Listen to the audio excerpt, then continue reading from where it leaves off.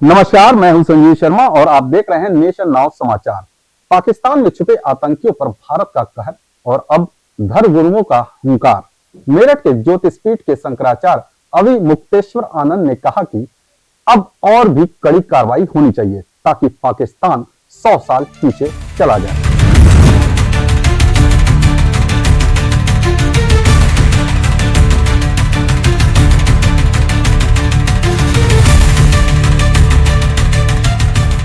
Nation now समाचार से बातचीत में शंकराचार्य अभिमुक्तेश्वर आनंद ने कहा, आतंकियों को पनाह देने वाला पाकिस्तान उतना ही गुनाहगार है। सोच समझकर ऑपरेशन को सिंदूर का नाम दिया गया है। मांग का सिंदूर उजाड़ने वालों की अब खोपड़ी पर सिंदूर चढ़ेगा।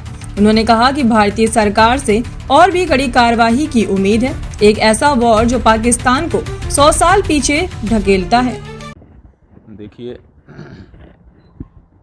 लंबे समय से पूरा देश प्रतीक्षा कर रहा था कि जो अन्याय, जो अत्याचार, जो क्रूरता हमारे साथ की गई है उसका एक समुचित प्रत्युत्तर, कठोर प्रत्युत्तर भारत की सरकार दे।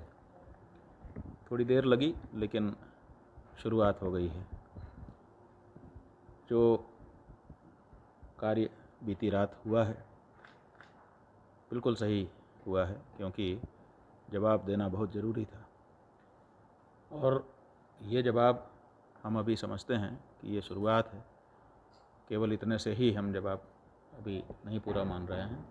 हम समझते हैं कि सरकार अभी भी और भी कदम उठाएगी और सरकार के उत्तर देने वाले जितने भी कदम हैं हम लोग उनका समर्थन कर रहे हैं। ठीक है, बिल्कुल सही है। देखिए, आपने कहा हिंदू हो और जब कहा कि हाँ तो आपने मार दिया। आपने हमारी बहन के मांग का सिंदूर उजाड़ दिया।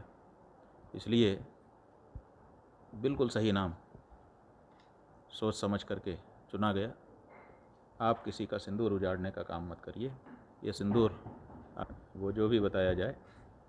देखिए, जब एक देश आतंकवादियों को अपने देश में जगह देता है, उनको प्रशिक्षण प्राप्त करने के लिए सुविधा देता है, तो फिर पूरा देश दोषी होता है।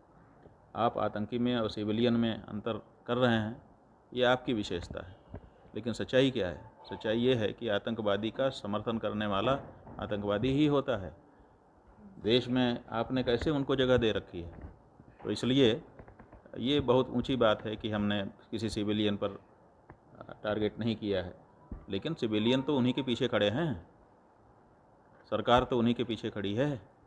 इसलिए और आगे इसमें अगर बढ़ते हैं तो हम बात यह है कि अगर आप ऊपर कुछ करते हैं और 4 दिन के बाद फिर वही कहानी,